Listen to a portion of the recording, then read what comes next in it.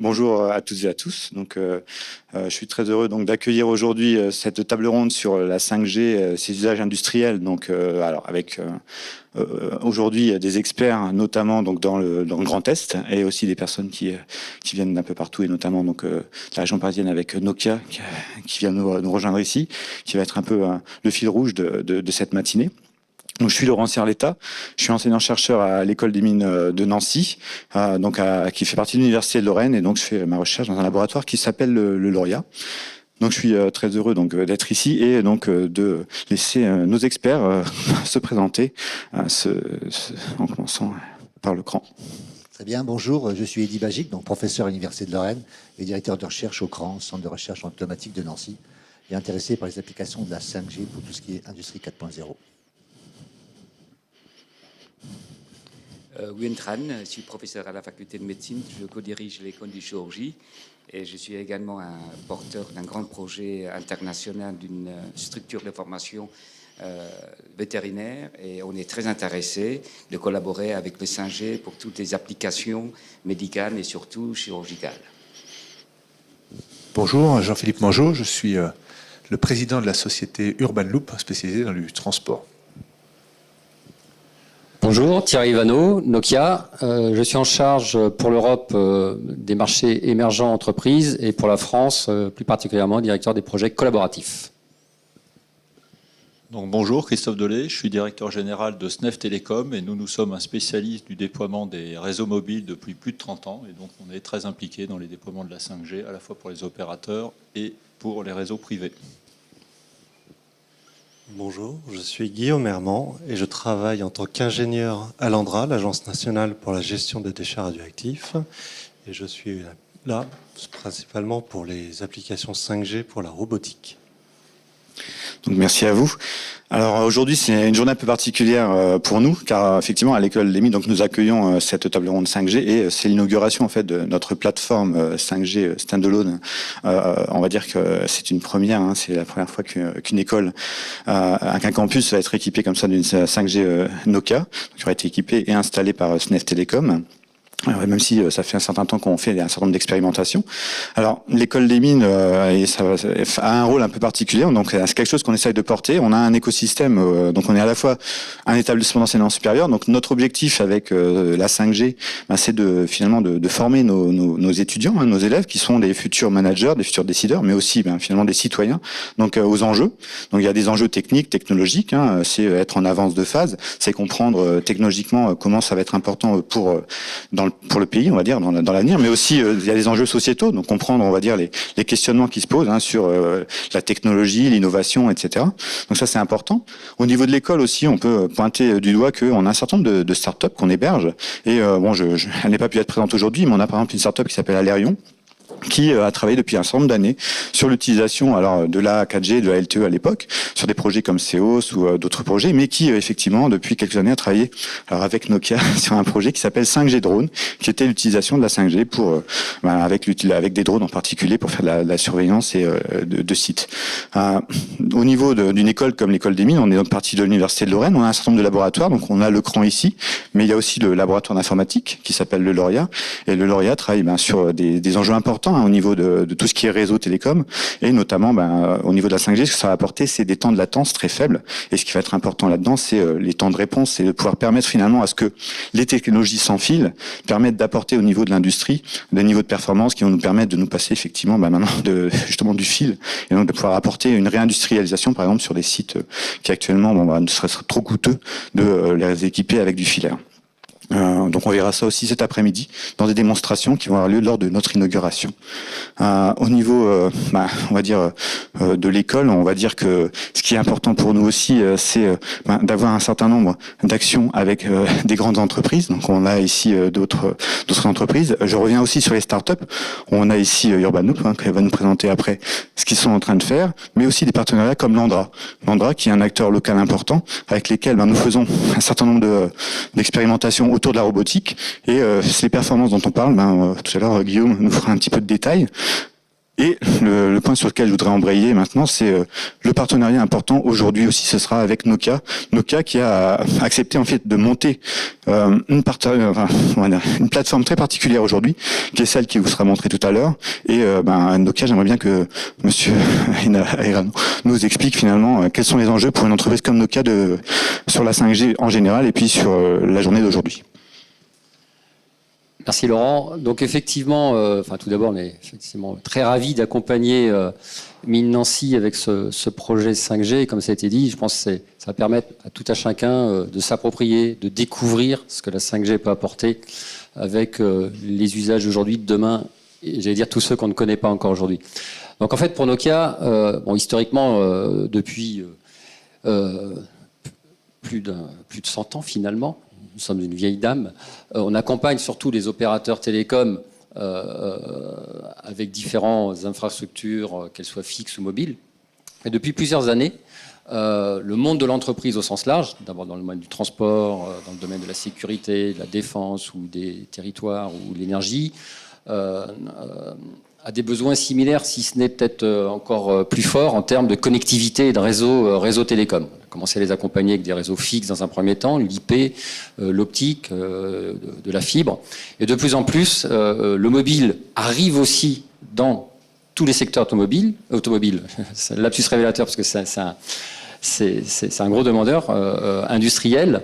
Et en fait, l'arrivée d'abord avec la 4G permet en fait d'intégrer, d'accompagner des nouveaux usages et donc d'apporter de la connectivité avec beaucoup de fiabilité.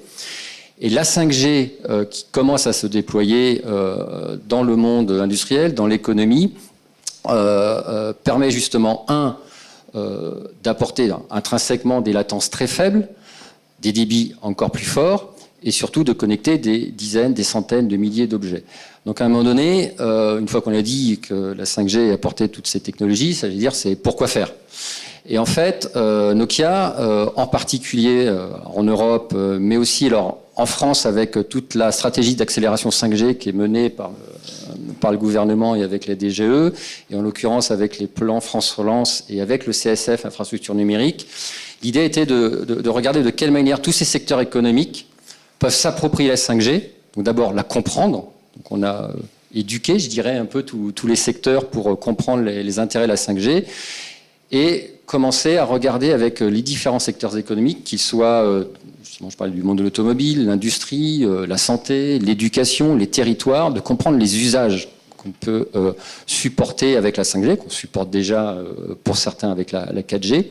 Et en fait, on s'aperçoit que au-delà peut-être d'usages de type, on parle de métaverse, de jumeaux numériques, etc., je dirais il y a excusez-moi l'anglicisme, mais le day-to-day, finalement, dans chaque entreprise, qui montre que des améliorations peuvent être apportées grâce à la 5G.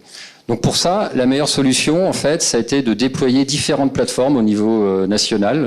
Entre autres, il y a plus d'une vingtaine en France et Nokia se retrouve à peu près dans une petite dizaine de plateformes pour justement accompagner différents secteurs économiques, que ce soit dans le domaine de la robotique, dans le domaine de la santé, dans le domaine du transport. On travaille avec la SNCF, et un projet commun avec le CRAN dont on pourra parler, de façon à comprendre avec ces acteurs économiques quels sont les besoins du jour. Et ça passe aussi bien très basiquement des fois par un AGV qui se bloque, j'en parlais avec mon voisin tout à l'heure, avec une borne Wi-Fi. Et donc la 4G et la 5G en particulier amènent cette continuité d'usage et de service. Un autre exemple, typiquement, on a déployé à Calais, chez ASN, le plus grand réseau 5G privé. Il y a une soixantaine d'antennes qui couvrent à peu près 50 hectares et puis une douzaine de bâtiments. Typiquement, ça permet, j'allais dire enfin, de remplacer 2000 pages de papier à un moment donné, grâce à une tablette connectée en 5G qui va permettre de valider un process industriel. Et tout simplement, et c'est ce que nous disent les opérateurs, d'éviter de faire 3 mètres à chaque fois et de perdre du temps, entre guillemets.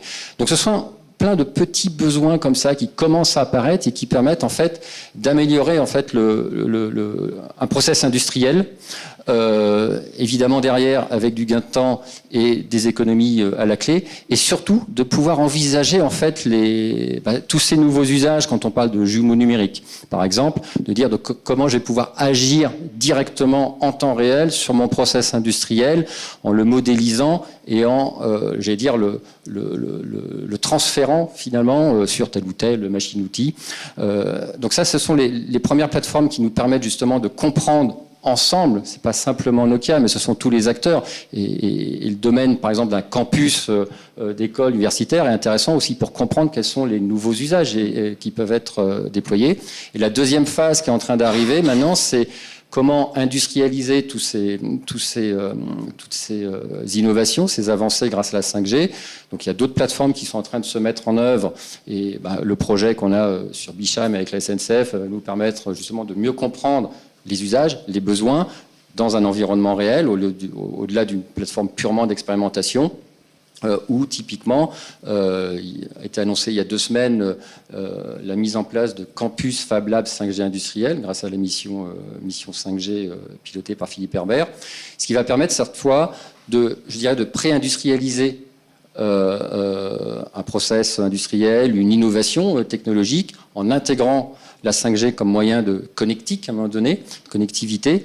Et typiquement, Nokia, c'est vrai qu'on est présent dans pas mal de projets et il y a un campus qui a été annoncé qui s'appelle Go 5G industriel à Rennes avec Excelcar, qui justement va se dérouler dans le domaine de l'automobile pour essayer de comprendre dans le cadre d'une chaîne de production automobile comment, à un moment donné, cette fois, anticiper l'évolution de sa chaîne de production, l'évolution de la logistique, et grâce à la 5G, pouvoir la pré-déployer, la déployer, la faire évoluer assez facilement. Donc voilà de quelle manière, effectivement, nous, Nokia, on se positionne pour accompagner tous ces secteurs différents et variés. Et donc, je le répète, heureux pour nous de comprendre un nouveau secteur et un nouveau domaine via Mine Nancy pour comprendre quels sont les besoins de demain et d'après-demain.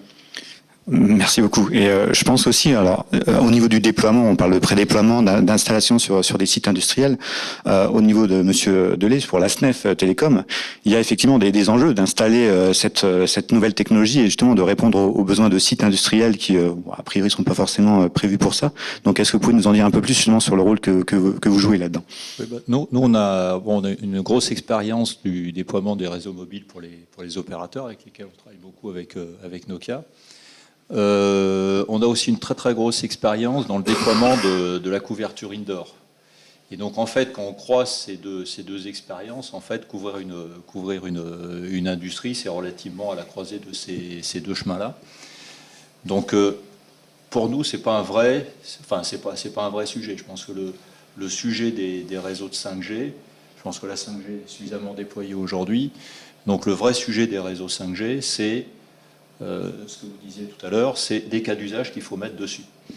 Donc dans ces cas d'usage, on a une expérience particulière avec le CEA, où effectivement, eux, ils sont partis en 4G, parce que c'était il y a quelques années, mais ils sont partis de leurs besoins finalement assez classiques, et de remplacer sur un seul réseau mobile l'ensemble de leurs besoins, qui était le DEC, qui était les dispositifs d'hommes morts, qui était de faire remonter de la GTB de l'ensemble de leurs installations. Là-dessus, ils ont rajouté, donc ça c'était le service de base qui permettait de remplacer des anciennes technologies de façon extrêmement efficace. Et puis là-dessus, ils ont bâti deux natures d'applications. Une application où il y a beaucoup d'usages vidéo avec des appels de groupe, etc., pour faire de la surveillance. Et puis beaucoup d'éléments où effectivement, c'est l'exemple que vous donniez, où en fait, à travers des tablettes, etc., ils ont supprimé complètement le papier, donc gagné en productivité. Puis il y a un certain nombre d'autres projets sur lesquels ils travaillent, qui nécessitera sûrement l'évolution vers la 5G, parce qu'on aura besoin de latence un peu plus faible, etc. Alors, pour reprendre sur des cas un peu, on va dire, oui, j'allais justement passer à Guillaume sur la partie de l'Andra, où en fait on est là sur quelque chose d'un peu prospectif, sur un laboratoire finalement, où on va essayer d'imaginer les usages du futur avec de la robotique, mais aussi avec des besoins finalement de réseau. Donc comment vous avez justement envisagé l'utilisation de ces nouveaux réseaux et la 5G en particulier? Donc, À l'Andra, nous, on est très attentifs à l'évolution de ces réseaux sans fil. J'ai parlé tout à l'heure de robotique parce qu'effectivement, on imagine pour le grand projet de l'Andra, qui est le projet CIGEO, un ouvrage en souterrain, d'utiliser des systèmes automatisés au maximum et éventuellement aussi un déploiement de robots. Donc là, on va parler de systèmes connectés et effectivement, on va avoir besoin de s'appuyer sur les technologies qui fonctionnent bien et évidemment, la technologie 5G et peut-être les prochaines vont dans ce sens-là. Donc on a un gros intérêt sur ces technologies-là. Finalement, nous, on veut s'inscrire dans la durée. On a aujourd'hui un laboratoire souterrain qui nous permet de tester des cas d'usage tels que la 5G et on travaille à la possibilité de mettre en place ces cas d'usage qui sont assez spécifiques parce que le monde souterrain, c'est des milieux assez perturbés avec des engins de creusement, des situations finalement électromagnétiques pour tous les réseaux sans fil assez complexes. Et c'est en ce sens que nous, on veut accompagner le développement des réseaux sans fil. On n'a pas, je dirais, un cas d'utilisation aujourd'hui nécessaire. On n'a pas un besoin spécifique de remplacement des systèmes, c'est-à-dire qu'aujourd'hui, le laboratoire, il est là pour préfigurer de CIGEO, mais on a besoin d'accompagner finalement ces développements-là. Et aujourd'hui, on va tester des robots dans le laboratoire souterrain avec l'accompagnement de l'école des mines, dans le cadre d'un partenariat, d'une chaire. Et finalement, on va aussi tester les différents moyens de communication sans fil, et nous testons déjà un peu la 5G. Merci. Et d'ailleurs, par rapport aux tests qui peuvent être faits autour de la 5G, je vais donner la parole à Urban Loop. Donc, Jean-Philippe Mongeau. C'est pareil, là, vous avez aussi des besoins importants. Alors, Urban Loop pouvoir rapidement préciser quel est ce projet et les enjeux de la communication et du réseau dans ce projet. Oui, donc en fait, Urban Loop, c'est simple, c'est l'idée de fractionner le transport en petits éléments. À partir du moment où on n'a plus besoin de chauffeurs et à partir du moment où on utilise des moteurs électriques sur lesquels on ne fait pas d'économie d'échelle, donc on peut avoir plusieurs petits véhicules, on démontre que ça consomme pas plus, ça coûte pas plus, ça prend pas plus de place que mettre tout le monde dans le même véhicule. C'est un petit peu contre-intuitif, mais ça c'était vrai du temps des chauffeurs et des moteurs thermiques, où vous faites des économies d'échelle. Et donc l'idée c'est d'avoir des véhicules légers, une flotte de petits véhicules légers, pour faire voyager les gens et les faire voyager sur 1 mètre de large. Et pour avoir plus de débit de personnes, mais en fait on met les véhicules qu'on appelle capsules à la suite des unes des autres, comme un train, ce qui permet d'avoir une voie plus légère, moins d'emprise pour laisser la place aux pistes cyclables, aux piétons.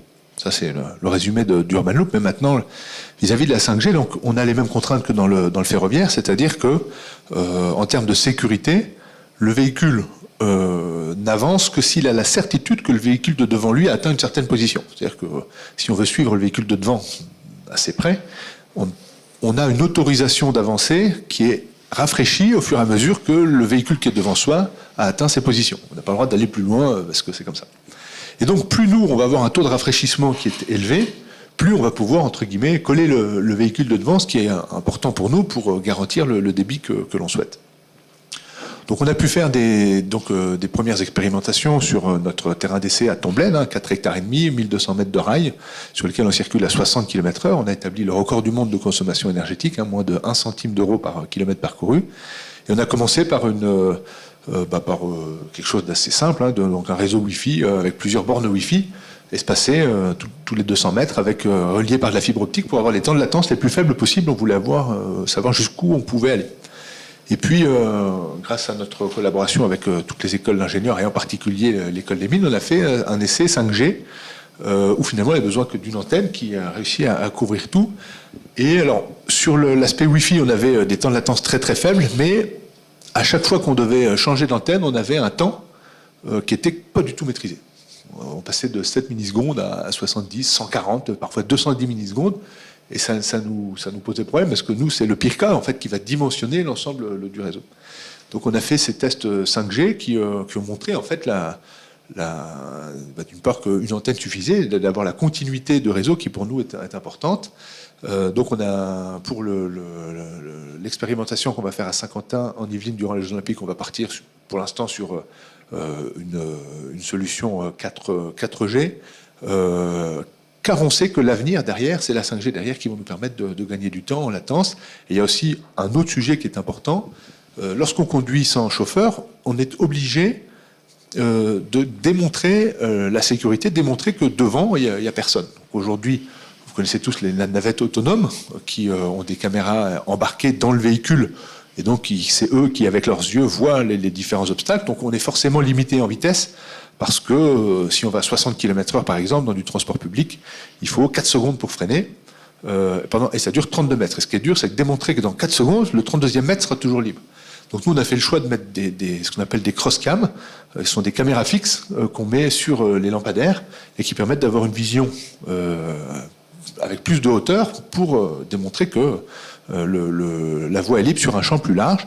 Et là encore, la 5G, à la fois sur la latence, mais aussi sur le débit, parce qu'il faut qu'on en mette une quasiment sur chaque lampadaire, avec une électronique qui aujourd'hui ne vaut plus grand-chose en termes de communication, ça nous permet à l'opérateur, à notre système d'intelligence artificielle, de voir les choses rapidement, simplement.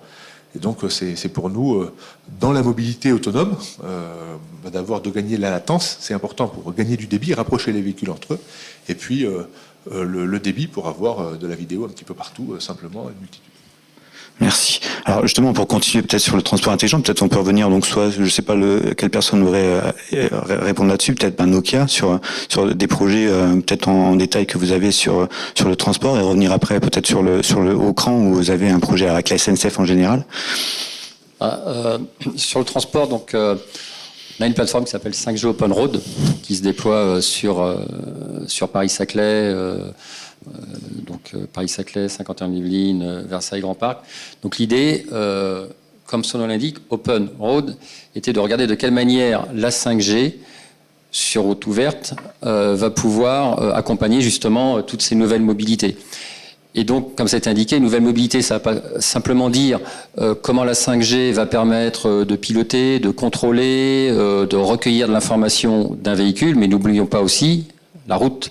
Les infrastructures routières qui, en fait, vont devenir aussi communicantes, puisqu'elles vont communiquer des fois peut-être entre elles, avec le véhicule, avec les piétons. Donc, il y a tout un écosystème, en fait, de mobilité qui doit être testé. Donc, on met en œuvre, effectivement, ces infrastructures 5G sur le territoire de Paris-Saclay, pour essayer de regarder de quelle manière un véhicule autonome, il y a, dans le cas de 5G Open Road, sont fait des premières expérimentations avec Carrefour, qui a son siège sur Massy, en fait, qui remonte sur le plateau de Saclay, où se trouvent beaucoup d'étudiants. Et donc l'idée, c'est d'apporter en véhicule autonome les courses qui ont été faites, qui ont été commandées en ligne. Et donc, via les réseaux 5G, ça nous permet effectivement, in fine, comme c'était indiqué, de non seulement de piloter, de comprendre comment le véhicule va se comporter aussi par rapport à l'environnement. Route, rue, obstacles et autres. Donc, c'est important d'avoir ce maillage à un moment donné 5G qui va nous permettre de mieux comprendre toutes les interactions qu'il y a aujourd'hui, et sans l'oublier, donc avec l'infrastructure routière, avec les panneaux qui vont, tout devient intelligent, les panneaux routiers vont devenir intelligents aussi. Donc voilà, on est en train de tester tout ce modèle pour comprendre aussi de quelle manière, quand on parle véhicule, quand on parle route, de quelle manière on peut utiliser dans certains cas un réseau public en termes de couverture, et quand on est dans des zones plus contraintes ou plus refermées, en particulier dans des villes, de quelle manière aussi un réseau 5G, cette fois peut-être privé, peut apporter aussi toutes ces informations, parce qu'il y aura une meilleure maîtrise peut-être à un moment donné des aspects de sécurité là je parle de sécurité télécom et 5G. Donc voilà, ce sont tous ces enjeux qu'on est en train de tester avec différents partenaires. Il y a la plateforme automobile, la PFA, qui regroupe tous les acteurs du monde de l'automobile, les Stellantis, Renault, Valeo, Capgemini, qui nous aide aussi à comprendre tout l'écosystème routier et automobile au sens large. Et justement, vous en parliez, et différentes startups qui nous apportent aussi soit des briques technologiques nouvelles, des briques de services nouvelles, et tout ça aussi pour comprendre quel est le modèle économique qu'il y a derrière. La technologie, c'est bien, on fait énormément de choses avec la techno, mais de comprendre quel est le modèle économique qui dans ce cadre-là, va pouvoir se déployer finalement à une échelle pas seulement nationale, mais finalement, si on prend que l'échelle européenne, les Stellantis, Renault et compagnie, c'est de comprendre comment, à un moment donné, cette nouvelle technologie va apporter des nouveaux usages, des nouveaux services, et de quelle manière le monde du transport au sens large va pouvoir peut-être se positionner sur de nouveaux usages et services comme le projet évoqué. Et on sera ravis avec 51-Yvelines de regarder comment intégrer la 5G, puisqu'on fait d'autres choses sur 51-Yvelines, mais plutôt sur du vélodrome connecté. Merci. Un autre moyen de transport. En fait, effectivement, nous, d'ailleurs, je reviens un petit peu là-dessus, c'est l'intérêt pour nous d'avoir notre 5G privative à l'école des mines, c'est de pouvoir avoir cet écosystème de start-up qui pourront venir, ou d'entreprises qui pourront venir tester sur site. C'est aussi pour nos jeunes de l'école d'avoir, s'ils ont l'esprit d'entreprendre, de pouvoir faire des tests sur place. Tout à l'heure, je parlais on va dire des laboratoires de recherche locaux, et même s'ils travaillent sur des projets d'envergure nationaux ou internationaux, d'ailleurs c'est pour ça que je vais laisser la parole à Monsieur Belgique. Voilà, c'est l'idée de pouvoir servir de catalyseur sur ces aspects-là. Donc voilà, si vous pouvez parler de votre projet. Oui, donc je voudrais parler ici du projet 5G Lab, qui est un projet qui a été donc élu en réponse à l'appel à projet franco-allemand lancé par le ministère des Finances, la DGE, et du côté allemand par le DLR, l'agence spatiale allemande. Voilà. L'objet de cet appel d'offres, c'est la 5G pour l'industrie, donc qui devait répondre à 3 grands objectifs. Le premier, c'est de répondre aux besoins de connectivité des entreprises industrielles, très important. Le deuxième point, qui est de développer des cas d'usage. On a beaucoup parlé de cas d'usage. Les cas d'usage doivent révéler effectivement l'intérêt, l'importance et l'apport, la valeur ajoutée de la 5G. Et en dernier ressort, d'encourager le développement d'écosystèmes souverains autour de la 5G en France et en Allemagne. Donc ce projet est centré autour de la SNCF, qui est le porteur du projet, SNCF Voyageurs, et regroupe donc la SNCF, Nokia comme partenaire.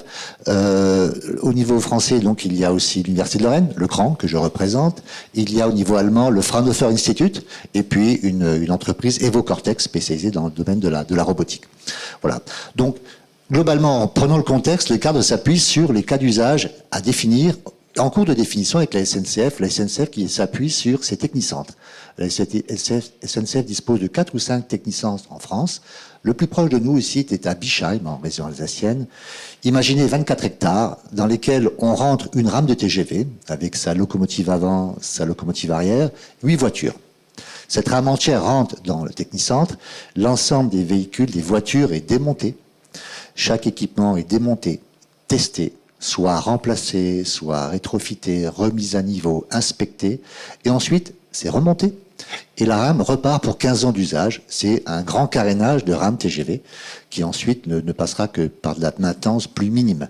Donc ce grand carénage, imaginez ce process immense sur 24 hectares qui regroupe bien sûr des hommes, des applications avec des grands besoins de connectivité et des équipements, des assets. Des assets qui vont depuis une voiture, depuis de grandes échelles mobiles qui doivent se déplacer pour accéder à ces à double étage par exemple, des praticables qui contiennent des kits de garnissage, des kits de dégarnissage. Il y a un vocabulaire très complexe dans le domaine du ferroviaire.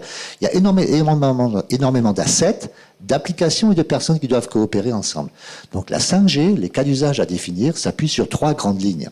La première, bien sûr, c'est la connectivité à haut débit et faible latence pour permettre l'accessibilité à des applications apportant de la valeur ajoutée au pied de l'opérateur, qu'il soit à bord d'un véhicule, embarqué dans un véhicule, en train de modifier, d'inspecter le véhicule, de démonter, tout autant que dehors, dans l'ensemble de l'infrastructure. Le deuxième point concerne le tracking. Le tracking, la géolocalisation précise des équipements.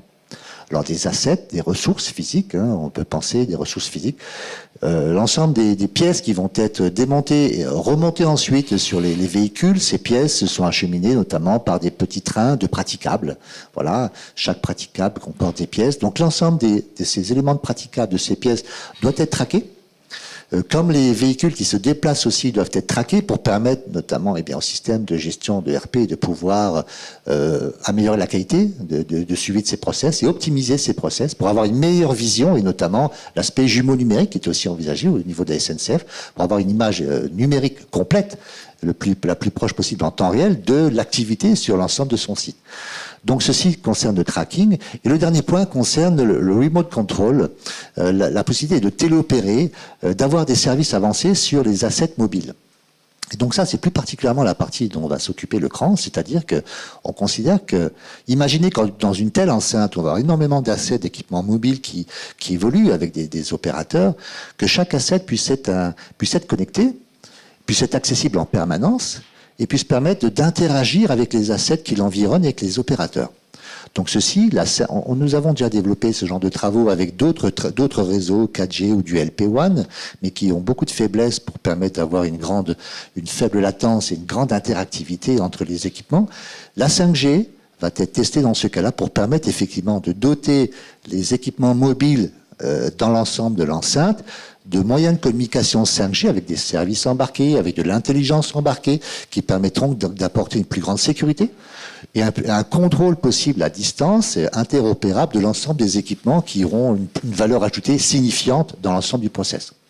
Donc sur ces 3 volets, nous sommes en train de définir les cas d'usage, répondant précisément au process opératoire de la SNCF, et nous avons de grandes attentes sur la 5G pour permettre d'avoir une meilleure visibilité, d'augmenter la productivité, la traçabilité et d'améliorer globalement la qualité de process de la SNCF dans ces TGV que nous empruntons tous régulièrement et qui sont un élément majeur de la SNCF.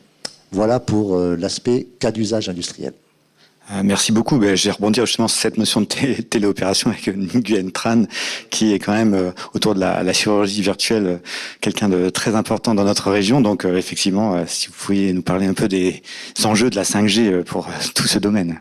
Oui, je vous remercie de m'inviter déjà. J'ai entendu beaucoup d'échanges avec intérêt et je retrouve des mots communs. Téléopération, j'ai retrouvé aussi dans la formation tout ce qui est métavers, le développement. Moi, je pense que il faut qu'on soit conscient que nous sommes en pleine révolution. Une révolution en termes d'assistance, de soins des personnes. À travers ça, on a déjà eu depuis quelques années la télémédecine, qui a besoin maintenant d'une amélioration sensible grâce, bien sûr, avec tous les progrès que ça apporte, le 5G, puis bientôt les 6G, 7G, que sais-je, mais tout ce qui va vite et tout ce qui va avec une masse d'informations importante permet la prise en charge le plus rapidement des patients possible. Là, c'est parfait. Il y a un deuxième point qui est très important, c'est, vous avez parlé tout à l'heure et j'écoute avec intérêt, c'est tout ce qui est robotique. Les opérations, on a des robots, les robots sont là depuis plus d'une vingtaine d'années, mais ça reste encore un usage autochtone, local. Donc l'augmentation, l'amélioration de tout ce qui peut diminuer la latence, donc augmentation, je dirais, de la qualité, de la sécurité des données, va permettre réellement d'utiliser la chirurgie robotique avec leur vraie définition de la chirurgie robotique à distance. Vous avez également, donc maintenant, comme je disais tout à l'heure, on est dans l'ère de l'assistance. Ça veut dire que tous les patients, tout ce que nous sommes connectés quelque part. Avec toutes les données que nous avons, avec tout un système par la suite, et vous avez raison de souligner, le 5G, ce n'est qu'un outil. Ensuite, c'est à nous de définir les usages. À partir de là, on peut imaginer donc des usages qui permettront donc de repérer, enregistrer, analyser les données de tout un chacun, permet à tout un système d'urgence de prendre en compte rapidement l'état de chaque patient pour apporter des réponses adéquates. Vous avez également donc, tout ce qui est recherche médicale, bien entendu. Le Covid nous a renseigné qu'à partir de là, il y a une situation d'urgence internationale. Il faut également énormément d'échanges des données permettant de mettre en valeur ou en exergue les méthodologies à utiliser, les bonnes pratiques à avoir et la recherche clinique. Moi, j'aimerais approfondir, et je profite de ce qui a été dit, voilà, donc ça c'est de façon générale. Mais moi, je pense que demain, et aujourd'hui et demain, dans mon cas, dans notre cas, un des points d'usage importants à développer, et je pense que c'est vraiment une vraie révolution pour nous tous, c'est-à-dire, vous savez, actuellement, nous rencontrons dans le domaine de santé beaucoup de difficultés. Les difficultés, c'est dans la formation. Vous savez, on a inventé jamais la première fois sur le patient. assez formidable. Je participe à la création, je dirais, de ce concept. Mais le problème, jamais la première fois sur le patient, il faut créer quand même un patient quelque part. Et en même temps, c'est-à-dire il faut qu'on apprenne sur autre chose que le vrai patient. Donc c'est quoi? Actuellement, on a des modèles animaux, on a des modèles cadavériques encore, et puis on a des modèles numériques. Vous voyez bien qu'actuellement, l'éthique, le juridique fait que le modèle animaux, il faut faire disparaître. Le modèle cadavérique, il faut faire disparaître. Donc ça veut dire quoi? Ça veut dire qu'il faut inventer un autre monde avec des patients numériques sur lesquels on peut travailler. Là, c'est pour la formation. Vous voyez, donc création, donc tout un ensemble des métavers dans lequel parce que la formation chirurgicale, c'est une formation pratique. Donc il faut toucher, il faut le voir, il faut disséquer. Donc imaginez tout un système qui permet de véhiculer une masse d'informations va permettre de générer donc des logiciels beaucoup plus performants pour pouvoir répondre à cette exigence qui est à la fois encore écologique parce que ça permet aussi aux gens de ne plus déplacer pour venir à une place pour formation. Donc ça favorise ce que j'appelle moi une vraie liberté d'apprentissage. Apprentissage n'importe où et n'importe quand. Donc ça, c'est une vraie révolution, à mon avis, qu'il faut le faire, il faut rentrer dedans. Parce que demain, on peut revenir sur un patient grâce à son jumeau numérique, réfléchir sur une nouvelle façon d'appréhender, travailler avec un collègue à distance, on peut se voir, on peut discuter. Voilà, il faut réinventer le présentiel. Hein, actuellement, le présentiel, c'est ce que j'appelle... parfois, pardonnez-moi mon humour, mais c'est l'ennui présentiel, ça se transforme en l'ennui numérique. Vous voyez, c'est la même chose. Hein. Donc, il faut créer une autre façon donc, pour recodifier le présentiel à distance, qui permet vraiment aux professionnels d'échanger, d'apprendre et améliorer. C'est pour ça que je suis très heureux donc, d'être ici aujourd'hui. On a un gros projet de demain avec l'École des Mines concernant la mise en place d'un robot de chirurgie à destination vétérinaire qui utilisera la formation 5G. Comme je disais au préambule, on a un gros projet donc, international d'une création d'une structure de formation, la première internationale de formation avancée vétérinaire, donc qu'on mettra là-dedans tout ce qui est le plus moderne en termes de formation, donc des opéras virtuels. On est en train de développer le métavers pour le vétérinaire. Donc tout ça nécessite donc des avancées techniques, technologiques comme les 5G. Donc on est très heureux de pouvoir y participer dans cette belle aventure ensemble. Merci beaucoup. Donc, on a eu beaucoup de sujets passionnants. Je pense qu'on n'a pas encore pu tout couvrir. Il y a un élément, je pense, sur lequel moi, on n'est pas forcément revenu, mais qui est aussi important sur tout ce qui est technologie mobile et notamment la téléphonie ou la 5G. Ce que les gens oublient, c'est qu'effectivement, quand on a une 5G propriétaire, on a aussi la sécurité. On l'a un petit peu évoqué tout à l'heure, c'est-à-dire on est opérateur, on a la sécurité, le contrôle de ces fréquences. Et c'est aussi un élément important, c'est-à-dire que ne serait-ce que par rapport simplement à du Wi-Fi dans une industrie, etc.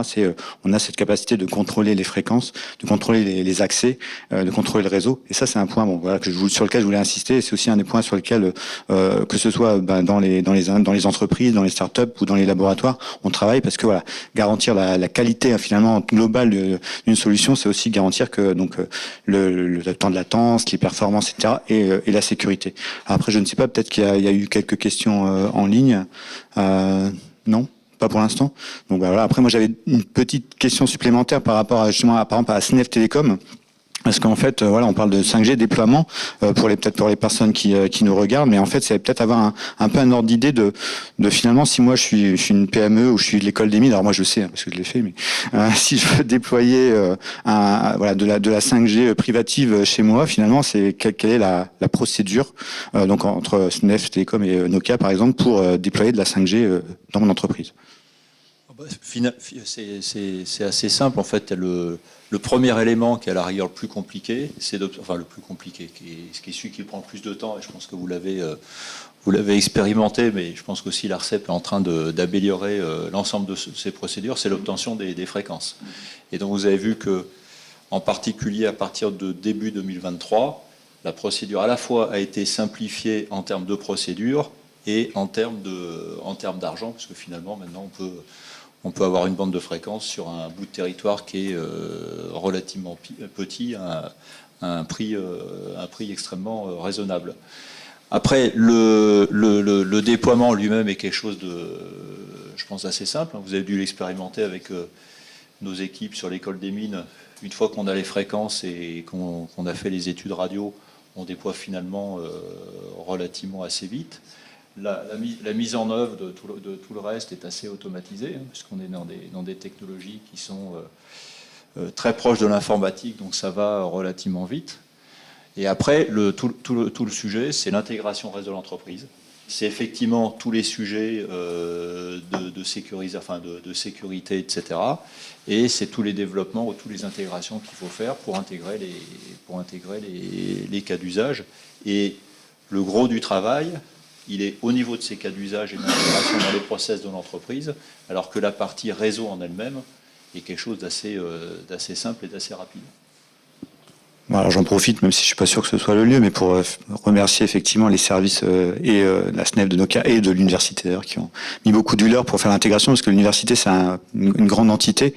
Et effectivement, alors tous les problèmes de sécurité, de compatibilité entre d'un côté finalement le réseau 5G qu'on a déployé ici et de l'autre côté le réseau de l'université qui effectivement est très sécurisé, ont pris un certain temps, mais à la fin tout le monde a mis énormément d'énergie. Ça a été un projet où tout le monde s'est engagé et puis finalement ça s'est très bien passé, mais voilà quoi. La question, c'est quelle sera passer une expérimentation 4G en 5G et est-ce que c'est réalisable rapidement? Alors, quel est le coût de Passer une expérimentation 4G en 5G et est-ce que c'est réalisable rapidement? ça serait plutôt pour Jean-Philippe du coup, donc qui avait pas. Démarrer en 4G puis passer en 5G. Un coût raisonnable. En fait, il y a plusieurs solutions. Effectivement, soit il y a déjà eu un réseau 4G et puis on a certains équipements, on peut les faire évoluer vers la 5G.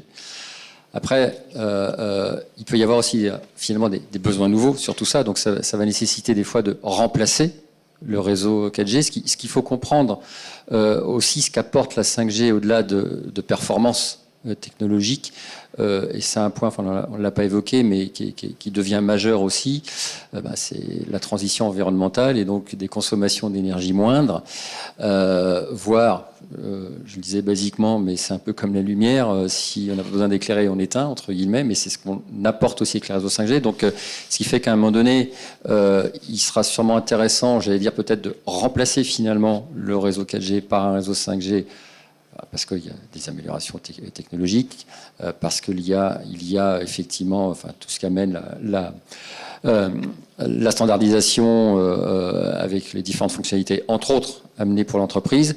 Et un élément quand même essentiel, mais on va pas retrouver, qui est effectivement essentiel dans un réseau national opérateur, mais qu'on va retrouver à chaque échelle aussi dans les entreprises, c'est de quelle manière le réseau va être énergétiquement plus intéressant.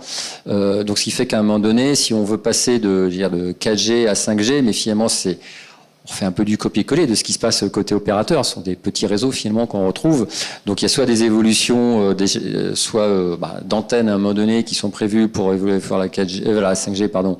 Ou alors, il faut peut-être la remplacer parce qu'on apporte ces nouvelles fonctionnalités aussi de consommation d'énergie.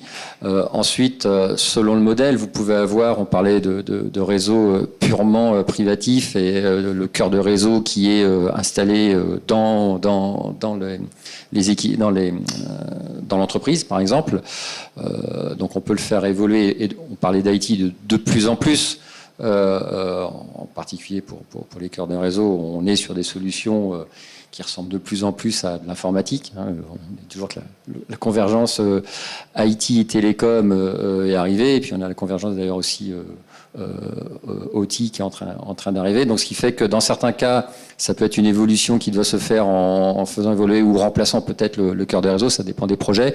Ou alors, comme on l'a ici, sur Minancier, on peut avoir dans le cloud effectivement le cœur des réseaux, et ce qui fait que l'évolution va devenir entre guillemets transparente. Donc il n'y a pas de réponse, c'est plus X %. Ça va dépendre du cas, effectivement, du réseau qui a été déployé, entre antenne évolutive ou pas, entre améliorer la performance énergétique, entre cœur des réseaux in situ ou dans le cloud.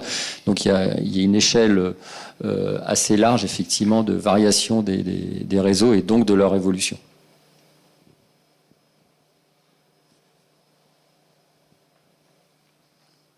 En tout cas, je pense qu'on a fait, en tout cas pour aujourd'hui, le tour de la question. Je ne sais pas s'il y a d'autres questions en ligne. En tout cas, moi, je remercie beaucoup nos experts, je remercie les auditeurs. Je suis très content de vous recevoir ici à l'École des Mines. Donc, pour ceux qui sont sur Nancy, donc cet après-midi, on a l'inauguration de notre plateforme, donc avec beaucoup de démonstrations, alors essentiellement autour donc de la robotique, avec donc de l'edge computing, donc avec beaucoup on va dire d'intelligence artificielle, donc qui soit déployée au plus près des robots qui évolueront donc au sein de l'école. On a démonstration aussi de cybersécurité, enfin d'accès à nos ressources de l'école grâce à la plateforme 5G. Donc, qui nous permet effectivement cette liberté-là au sein de notre campus. Et puis, voilà, vous ferez des questions ouvertes si vous voulez vous balader sur le campus. Et sinon, vous aurez l'occasion, à partir de maintenant, de venir à l'école tester cette technologie si vous le souhaitez. Voilà, prenez rendez-vous à partir de maintenant. Et en tout cas, merci à tous et à tous. Voilà, bonne journée.